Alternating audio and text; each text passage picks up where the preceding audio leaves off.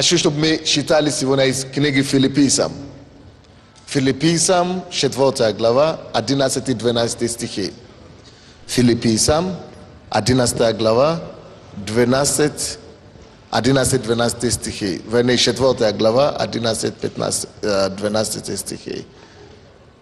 Если вы сегодня здесь и у вас какие-то, как это называется, такие как бы нарывы в теле, от которых выходит жидкость, это как в теле, разные места в теле. Фрур, да? Фрур. Фурунку. Вот, если у вас фурунку, или, пожалуйста, положите руку на себя, Господь вас исцеляет. Если у вас такие фурунку, Господь исцеляет вас, положите руку на себя, пожалуйста. Филиппийцам 4, 11-12 стихи. Говорю это не потому, что нуждаюсь, ибо я научился быть довольным тем, что у меня есть. Умею жить и в скудости, умею жить и в изобилии. Научился всему и во всем насыщаться и терпеть голод, быть и в обилии, и в недостатке. Вы знаете, что как здесь Павел говорит, что я говорю о деньгах, о том, чтобы мы собирали пожертвования в церквях, чтобы мы помогали людям, не потому что мне нужна для себя финансы. И я хочу вам сказать сегодня, мы говорим об этом не потому что вот только этим мы и живем, но потому что вот человек говорит, Павел говорит, что слушайте, я могу жить так и так могу жить. То есть мне уже все равно, наша жизнь уже Христос. Но я вам скажу, если кто-то жил когда-то в нищете, и кто-то когда-то жил в изобилии, скажите мне, пожалуйста, какое лучше? Честно. Только перед Богом. В изобилии или в нищете? Конечно, в изобилии. Поэтому он и говорит, чтобы люди собирали. Если бы Иисусом будешь кушать, тогда тебе уже умер, мы будем тебя похоронили. Но Иисус, мы не кушаем, это духовно Иисус. Но мы говорим за физический мир, мы говорим за материальном мире. В материальном мире Библия говорит, Екклесиаст, что серебро на все отвечает серебро. Пока ты здесь живешь в этом мире, ты нуждаешься в том, чтобы какие-то нужды твои были восполнены. И наша страна сейчас меняется так, что нам всем надо научиться не жить от денег, не зависеть от денег, не жить деньгами, но нам надо научиться знать, как контролировать деньги, как заставить деньги служить нам, чтобы мы не служили деньгам. Есть много людей, которые в нашем обществе тоже, как в стране, которые не имеют деньги или не имея денег, служат при этом деньгам.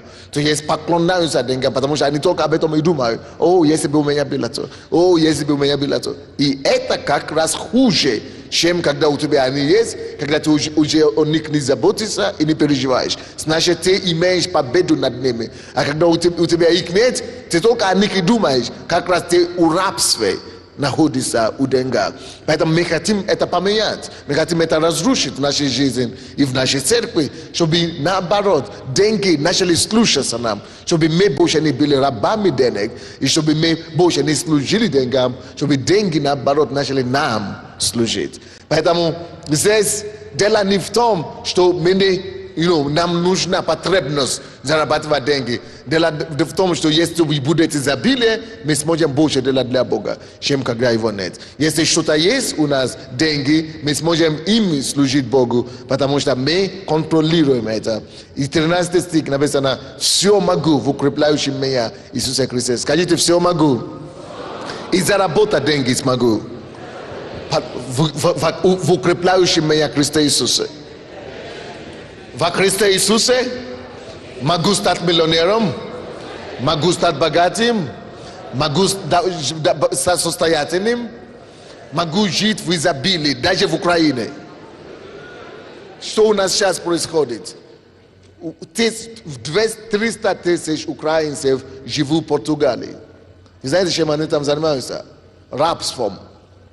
Они носят кирпичи, non set no mebili, no работа домохозяйками и строят дома, чтобы другие жили. Библия говорит, что вы не будете строить дома, чтобы другие жили. Это проклятие. Вы будете жить в своих домах. Аллилуйя. И то, что у нас состояние экономики Украины такое, что люди 300 тысяч, да, в Португалии, в Испании 100 тысяч, в Италии тоже 100 тысяч, в Польше еще столько же и так далее. Повсюду украинцы гуляют. То девушки, которые не могут работать или не хотят работать, то проститутками вообще занимаются там. Это должно меняться. Аминь.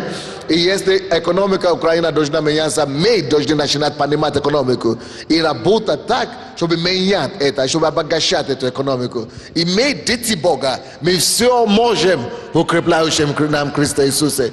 Это не вопрос не в том, что мы не можем без денег, или мы зависимы от денег, или мы учим денег. Не. Но если есть возможность, если мы можем, давайте будем это делать.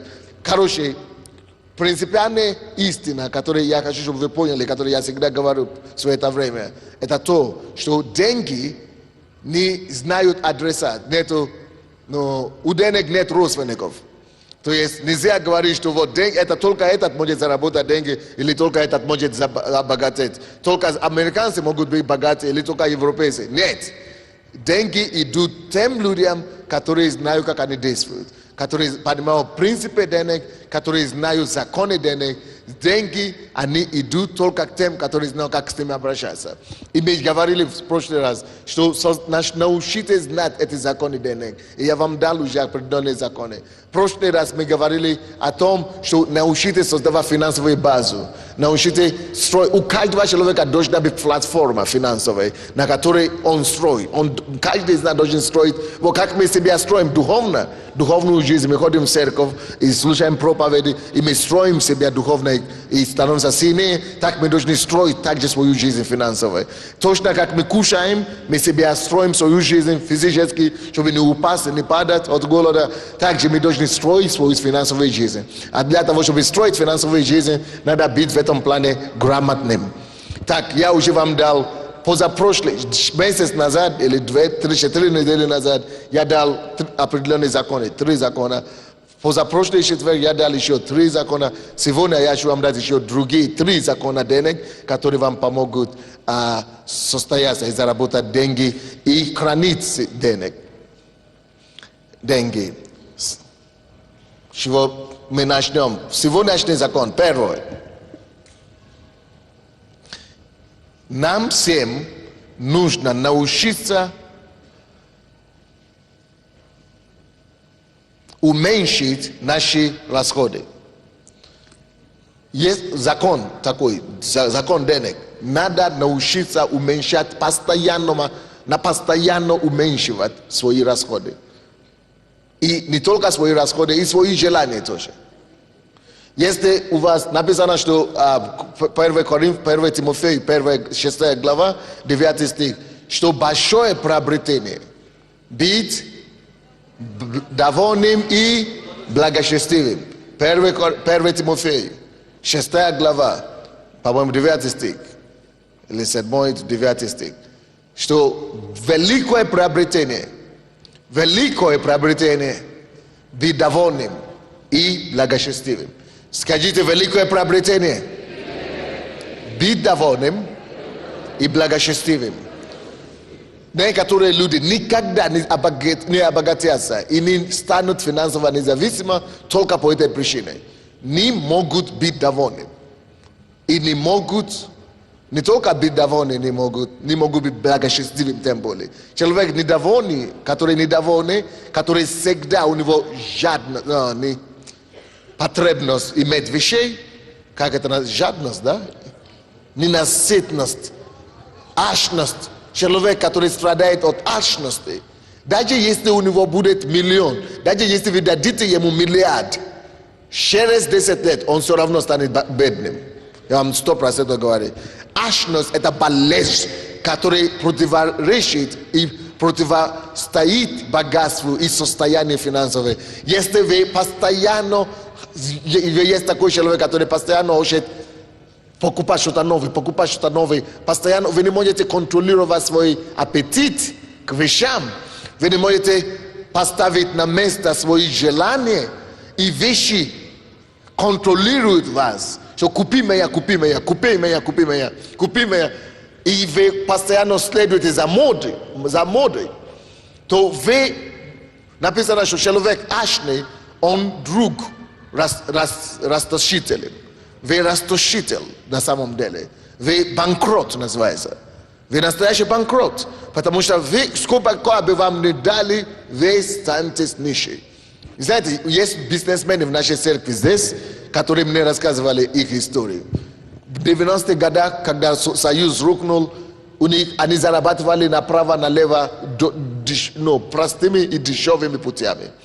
И он говорит, у меня сначала был один BMW, потом один Mercedes, потом 600 Mercedes, потом второй Mercedes 600, потом третий 600 Mercedes, женщин сколько хотел, казино сколько хотел, сам построил себе один, баны и сауна, гуляли на всю дорогу, весь проституток города меня знали.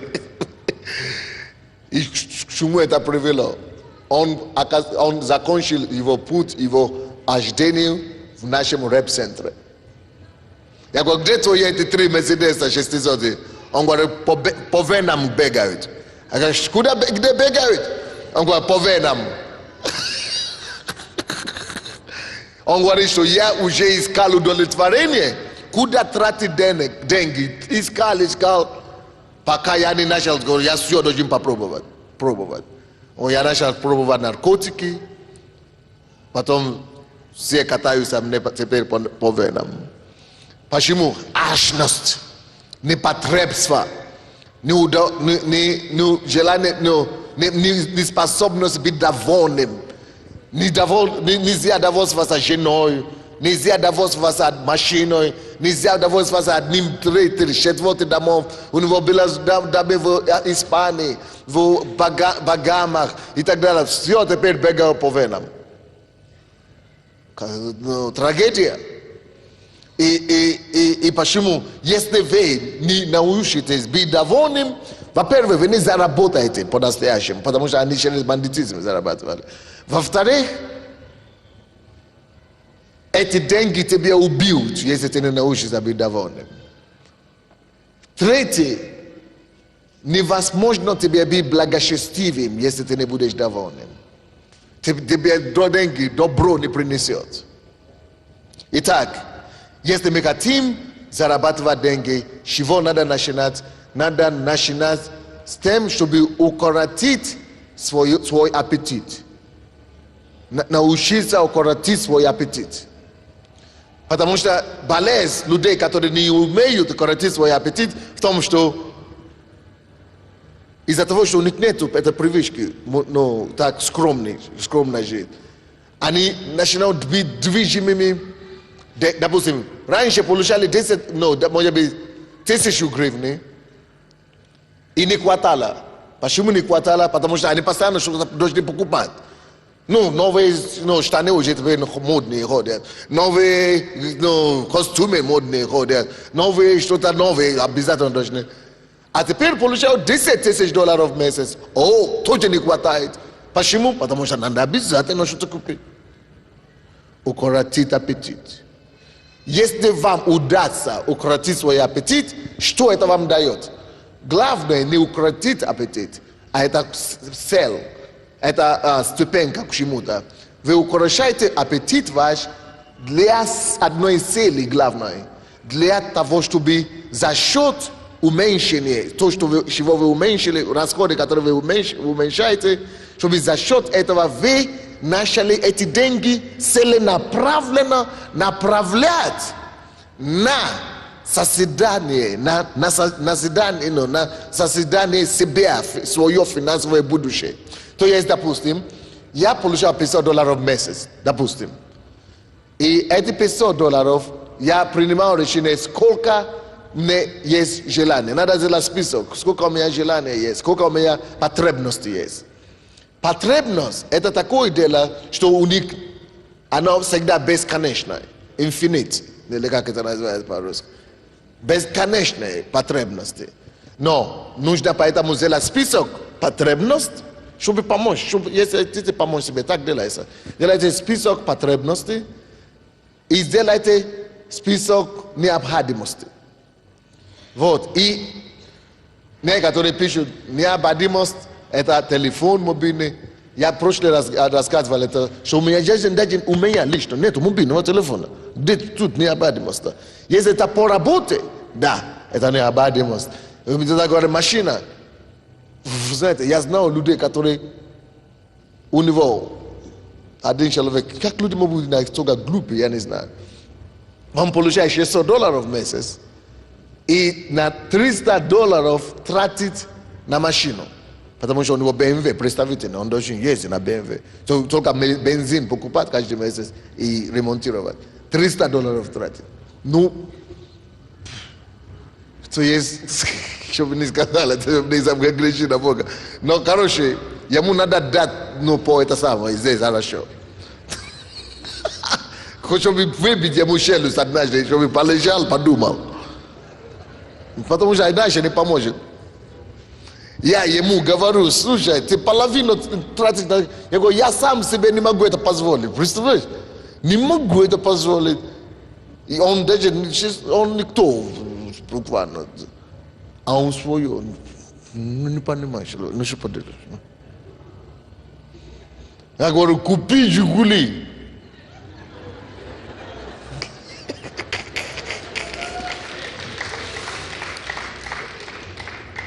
И я говорю, чтобы доказать вам, я сам себе «Жигули» куплю. Не, почему? Потому что, допустим, у меня была Мерседес, мне подарили Мерседес, когда мне было 35 лет или сколько мне было. Мне подарили Мерседес, который стоит $40 тысяч. Я взял это Мерседес, покатался на 1 год, взял, продал и купил машину, которая стоит $12 тысяч. Она хорошо выглядит, но она стоит $12 тысяч. Зачем мне... Конечно, но, короче, это не жизненно важно. Вы понимаете меня? Если это не есть жизненно важная необходимость, зачем она тебе? Ну? Пока ты еще не стал состоятельным слишком. Если ты уже стал состоятельным, ты можешь себе позволить. Можно еще и на Махба, или как Черновецкий ездит, как называется. Майба, можно на Майба вообще поехать. Не то, что на «Жигули». То есть, если ты уже можешь себе позволить. Но если ты даже еле-еле за квартиру платишь, ты... Так что надо научиться укоротить, отличать потребности от необходимости. Отличать чего?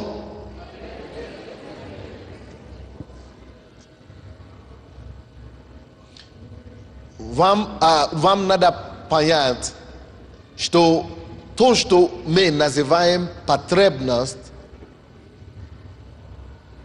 это всегда давит на нас, эти все потребности наши.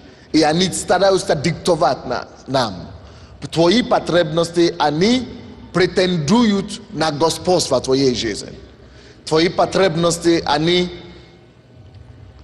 хотят тебя диктовать, они хотят быть Богом твоей жизни. Твои потребности, они имеют амбициозные они. И твои потребности, они толкают тебя на то, что ты делаешь.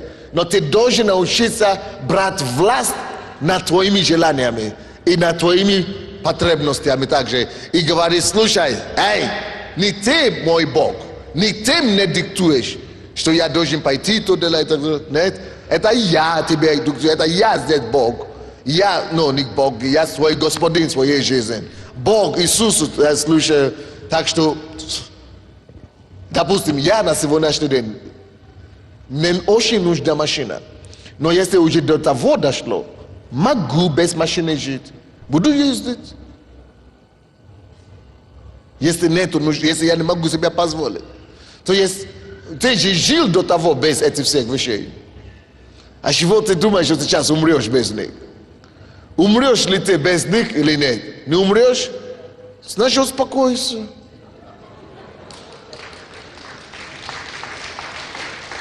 Почему я так говорю? многие люди тратят деньги на свои потребности и даже на прихоти свои. Постоянно покупают обуви, одежды, машины, пищу разные, да, питание. Гуляют, делают веселье, на веселая жизнь, на вечер, день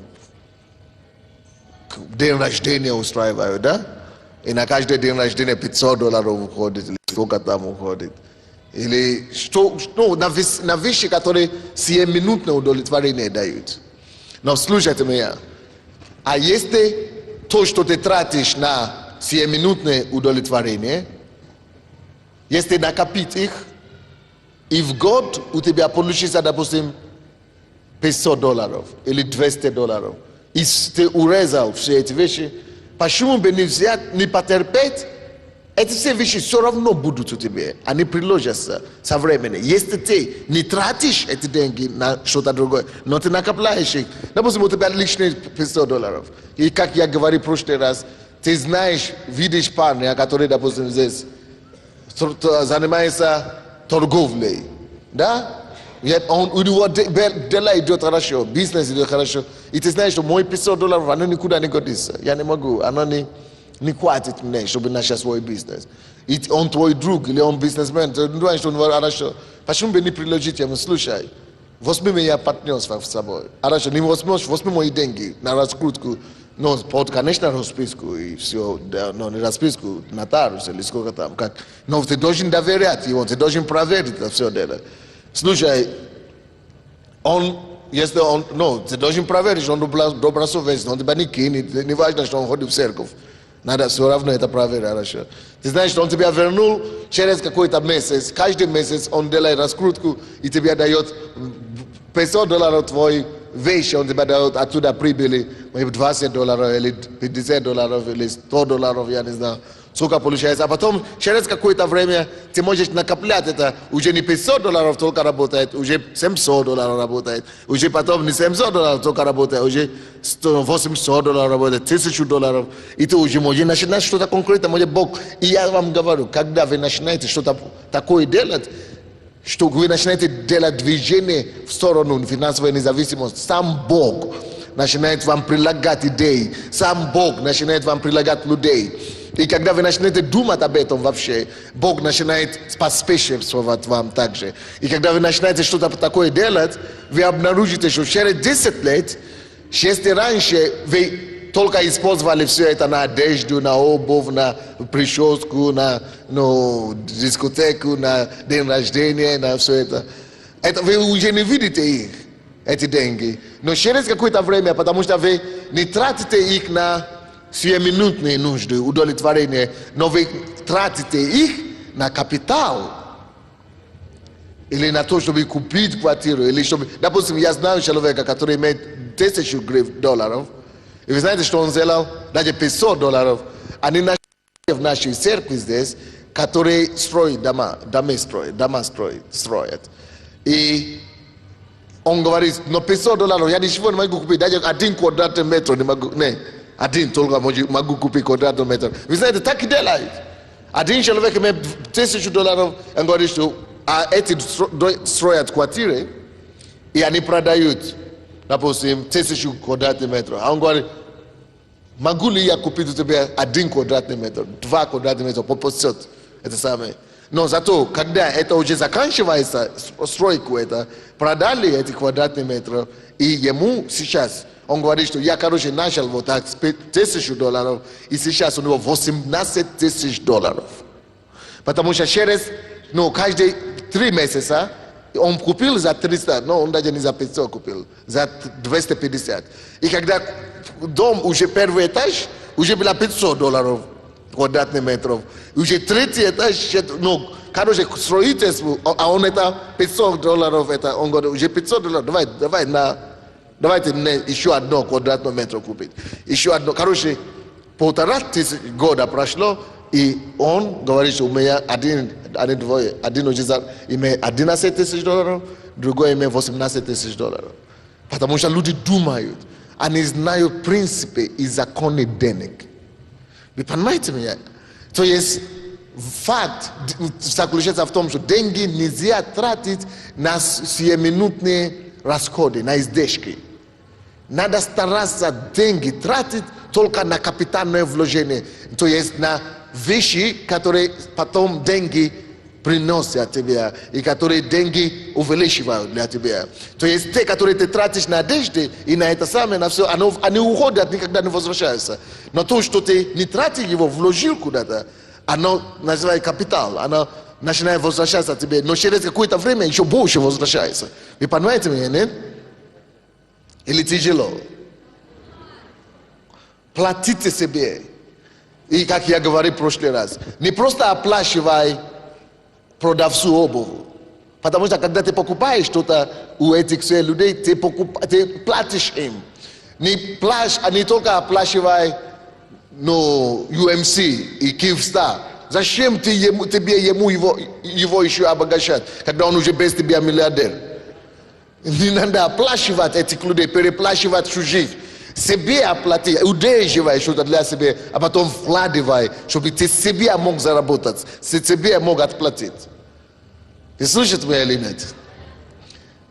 Но это все начинается с тем, чтобы укоротить наш аппетит, чтобы дисциплинировать себя, чтобы отказаться от потребностей и начинать наоборот двигаться больше к тому, чтобы двигаться, научиться. Это вообще-то искусство. Это нам надо стараться, чтобы начинать вкладывать в капитал. Нас об этом не учили в основном.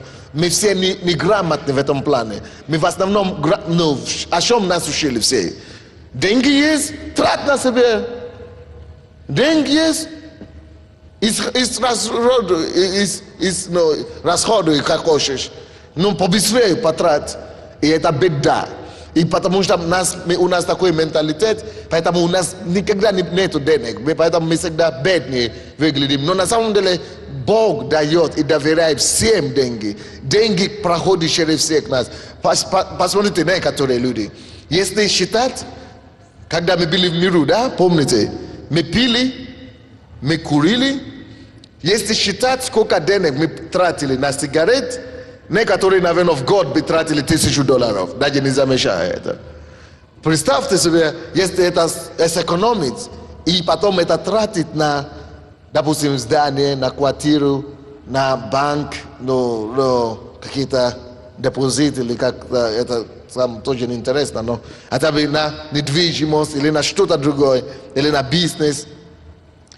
А ты сегодня не тратили эти деньги, но потом завтра, когда ты захочешь его тратить, она уже тебе покупает не только обувь и сигареты, она тебе эти деньги уже купит здание твое. Это деньги тебе уже купит машину. Эти деньги через какое-то время, через 10 лет, уже это деньги тебе купит все, что тебе надо. Но при этом основные деньги останутся, капитал твой останется, и прибыли только тебе купить все это. Вы понимаете, да, о чем речь? Это первый закон, который я хочу, чтобы мы заметили. Нам надо над собой работать каждый день на том, чтобы уменьшить наши повседневные потребности, посмотреть на наши повседневные растраты и посмотреть, что я могу тут уменьшить. Если мы не будем постепенно и постоянно уменьшать наши расходы, то вы знаете, к чему мы придем? Мы придем к тому, что сколько бы мы не получали финансы, они всегда будут не хватать. Потому что потребность наша, она не ограничена, или как мы говорим, безограничена, и из-за этого оно всегда будет расти. То есть, я получил $10 000, мечтал купить машину, теперь машина есть. Я получал $20 000, теперь мечтал построить дом. Построил дом, получал $30 000, теперь хочу послать своего ребенка за границу или в дорогую школу. То есть бесконечное. Если я не могу ставить границу себе же, и своему желанию и аппетиту.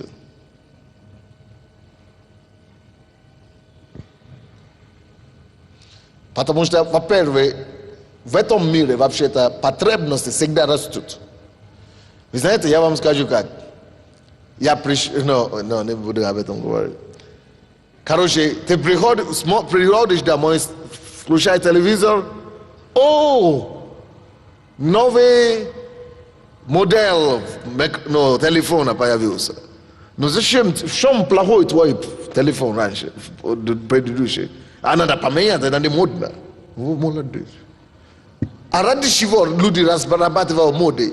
Для таких дураков, как, извините, не дурака, как это мне, для таких простых, как ты, чтобы они же зарабатывают деньги. И если ты заметишь, каждые полгода обязательно новый телефон надо разработать.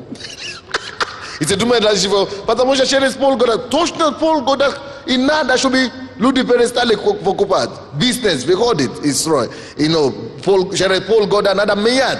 Надо что-то новинку какую-то делать. Почему нужно новинку? Потому что через полгода люди уже купили то, что есть, уже есть. Поэтому надо новинку, чтобы опять тратить новое. То же самое с машиной. А кто-то говорит, а у тебя какая серия BMW или какой серии Audi? Какая мне разница? 83-го года. А чего ходит. А какая разница? А кто-то говорит, нет, у меня... А у тебя серия прошлогодного. 2003-го. Нет, у меня обязательно должна быть серия 2005-го. Вот, тогда я тебе слушаю. Слушай, вот твое чувство, желание, вот это чувство тебе круто. Это называется гордость вообще-то. Во-вторых, это жлобс. Это, как это сказать, более культурно. Жадность или... Да, короче, а это питание, это желание, вот такое, жадность, желание, это то, что подогревает мир. Вся мир, система мира вообще, она против нас. Система мира, капитализм, реклама, все это просто толкает людей, чтобы делать нас рабами. Эта система делает людей рабами и толкает, купи новую, купи еще одно, купи еще одно. То есть и человек теряет свою голову, он уже не сам себе контролирует свою жизнь, а система контролирует его жизнь. Реклама. Ты приходишь домой, включай телевизор, реклама, новые такие стили появились. И ты начинаешь мечтать, крутить тебе, надо тебе купить. Потому что ты уже сам не свой. Все, тебя взяли на конвейер. Все, тебя управляют как отец. Зависимость. И не только зависимость, контроль. Но, братья и сестры, никогда не будет предела этому. Поверьте мне, не будет предела. Допустим, я постоянно слышу, люди говорят, а вот эти модные рубашки, а эти не модные, а эти вот такой сейчас идут. А такой сейчас, а мне все равно. Я женился на моей жене, я благодарю Бога за такую жену. Она тоже вообще не дается на эти модные вещи. Потому что я знаю, что модные – это способ меня обнищать. Это способ украсть.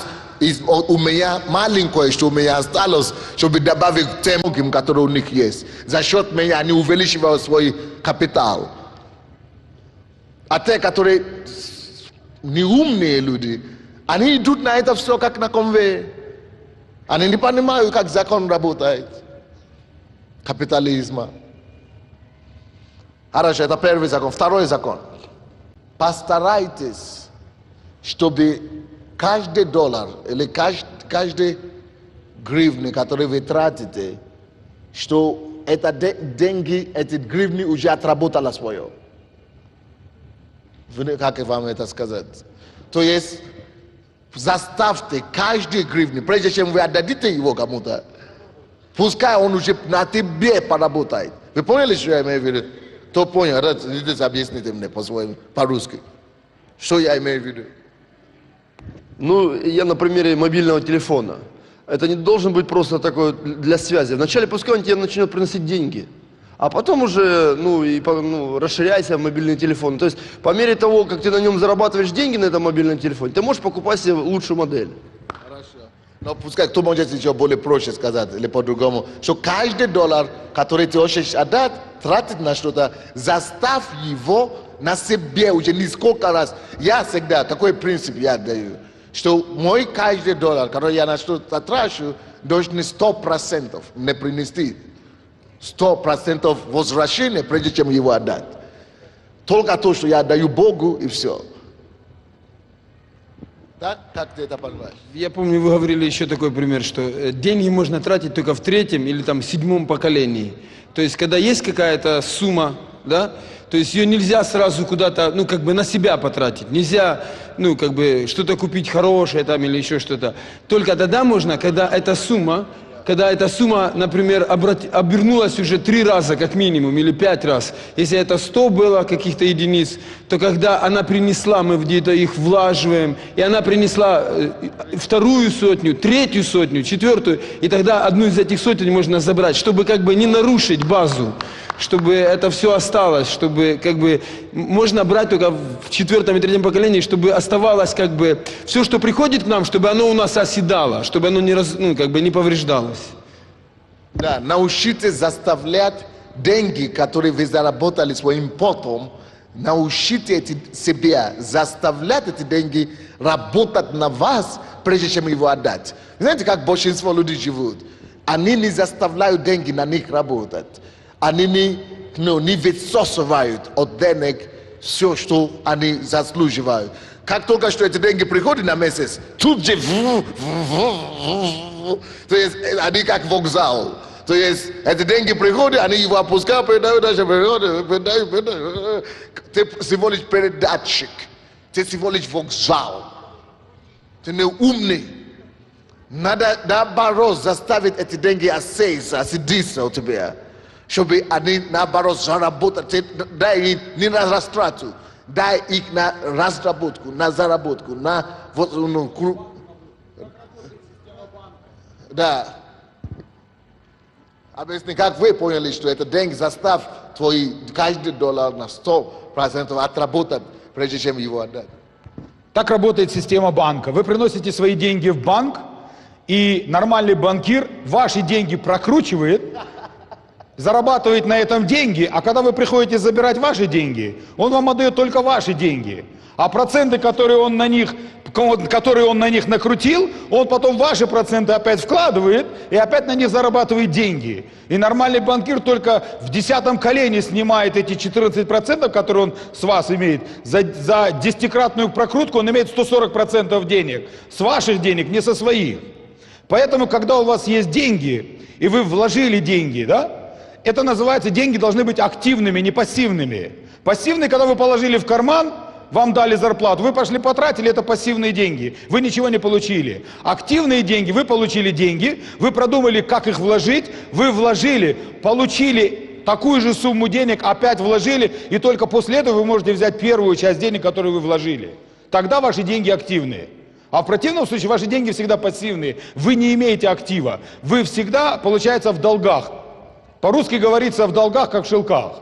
Один долг отдал, другой долг взял. Это нам надо менять наш менталитет вообще. Как мы думали всегда, зарплату пришли, потратили, ждем следующей зарплаты. Это вообще рабский менталитет. Что ты добавишь к этому, пастор?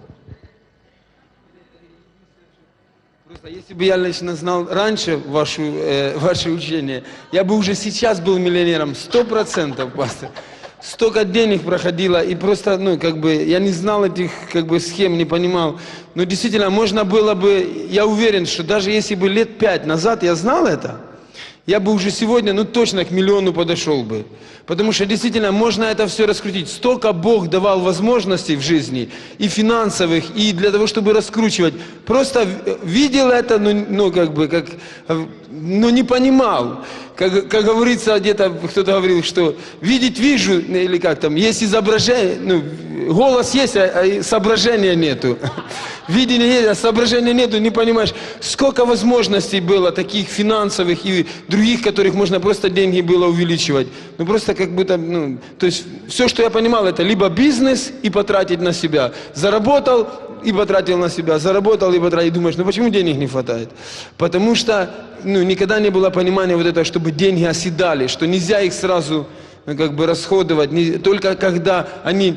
То есть получается, что всегда нужно, ну то, что я лично еще понял, что всегда нужно так копить деньги, и тогда можно тратить на себя, когда это на 100%, я уверен, что это не помешает моему дальнейшему финансовому росту. Тогда какой-то маленький процент можно забрать из своей базы. И чем больше эта база растет, чем больше у тебя как бы есть финансовый прогресс, тогда можно потихонечку оттуда брать и покупать и BMW, если нужно будет, и все остальное. Когда это вообще не мешает, то есть когда это, ну, вообще не вредит моей базе. Только тогда я могу покупать. Если у тебя маленькая база, значит маленькие возможности. Если большая выросла база, значит у тебя большие могут быть возможности. Вот так я. Вот. И есть масса идей технических, как это делать, куда вложить и так далее. Это можно придумывать, ну, между собой. Мы можем найти людей, которые уже двигаются в одном каком-то деле, и поговорить с ними, или прийти к пасторам, советоваться и ну, вообще изучать эту тему. Потому что если вы будете неграмотно в этом плане, вы не будете знать, куда вложить, что делать, как, что творится. Поэтому надо интересоваться, надо знать, надо обучать себя, надо быть грамотным. Вы понимаете меня? Вот это второй закон. Третий закон, я хотел вам дать 3 сегодня. Как это делать? Заставляйте деньги на вас работать. Не будь только вокзалом. Скажите все, а? Не будь транзитом. Пускай деньги не были транзитами у тебя. Алло, церковь, повторите за мной. Деньги у меня не будут больше транзитами. Они будут работать на мне. На меня будут работать. Они больше не будут приходить, ну, транзитом. И я больше не буду вокзалом для денег.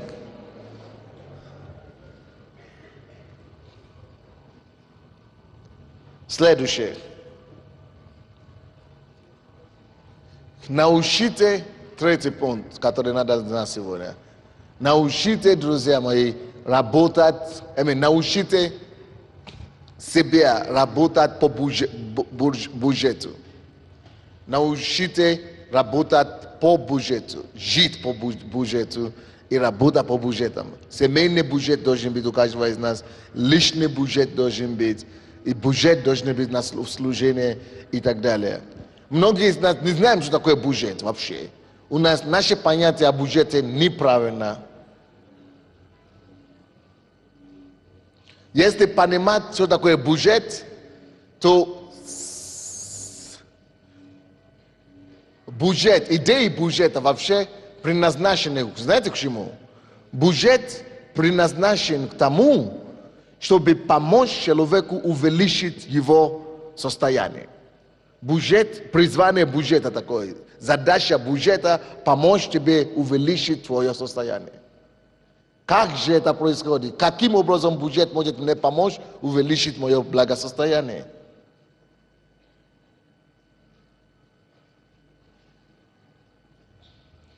Что делает бюджет? Какое призвание бюджета? Какая миссия бюджета? Бюджет предназначен, чтобы помочь нам разделить между нашими потребностями, желаниями и необходимостями. То есть бюджет тебе помогает линию провести, четкую линию, границу. То есть что такое бюджет? Ты начинаешь задавать себе вопросы. Так, без чего мы не можем жить? 1, 2, 3. Сколько у меня есть? 1, 2, 3. Сколько здесь пойдет сюда? На чего, без чего я не могу жить? Значит, вот так. Мой бюджет призван служить только тем вещам, без которого нельзя жить. Вот бюджет. Бюджет должен работать на то, что тебе позволяет жить и развиваться.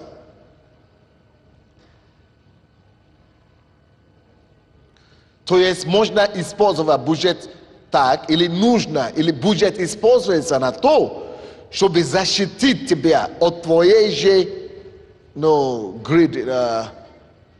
от твоей собственной жадности, расточительности, жадности. Ты должен сам себя защитить от твоей человеческой слабости. Поэтому, когда ты говоришь бюджет, допустим, у нас семья, бюджет на детей, такая сумма в месяц, 100 гривен. Если я уже сказал, что это на детей, значит, я уже не имею права. Если я трону это, значит, я вор. Потому что это уже не мой. А это я папа, это моя мама, это мы дали детям. Но это бюджет, есть бюджет. Бюджет говорит, это для детей, значит, не имею права его трогать.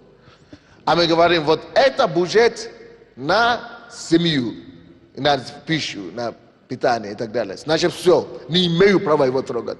Поэтому, когда тебе уже приходят твои соседи и братья из домашней группы, я знаю их, и тебе говорят, Лариса Николаевна, вот там у меня дочка поступает в институт, я знаю, что, может быть, вы мне одолжите $100. И ты знаешь, у меня $100 лежит. Но у меня $100 лежит на детей и на семью. И ты говоришь, серьезно, а сколько тебе срочно надо? А мне надо срочно. Им всегда срочно надо. А ты говоришь, а ты когда вернешь? А он тебе говорит, а я его верну, на следующей неделе, максимум. В конце недели тебе отдам. И ты думаешь, да, а бюджет у меня на детей только в сентябре нужно. Только в сентябре. Ну, хорошо, ладно, он не вернет, на следующей неделе точно до сентября вернет.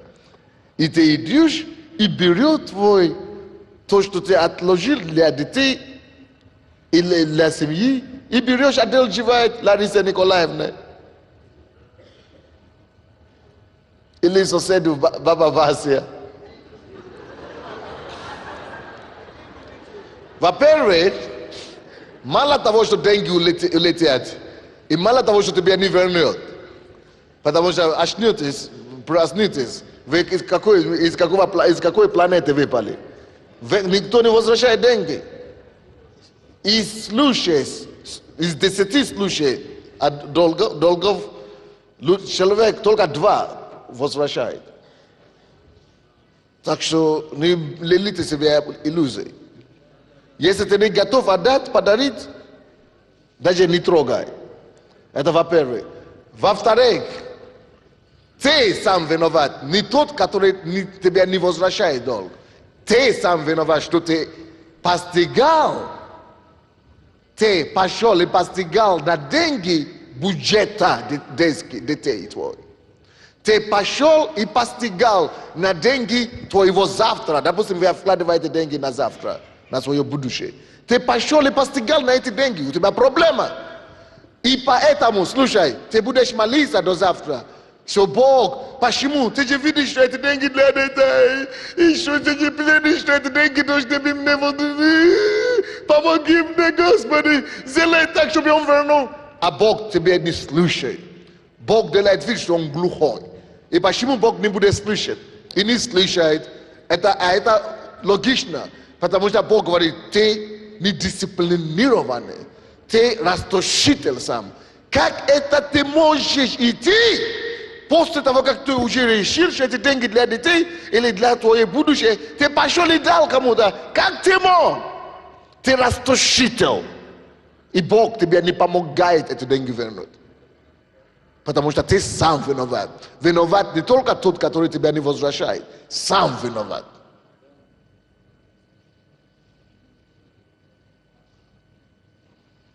Поэтому лучше, чтобы у каждого из нас были деньги, такой, который мы называем, как у нас. У нас 5% наших денег всегда мы откладываем на благословение, на то, чтобы дарить кому-то или одолжить кого-то. Но мы уже не то бы одолжить, чтобы получить обратно. Если одолжить, то уже без концов. Уже. Если вернет, не вернет.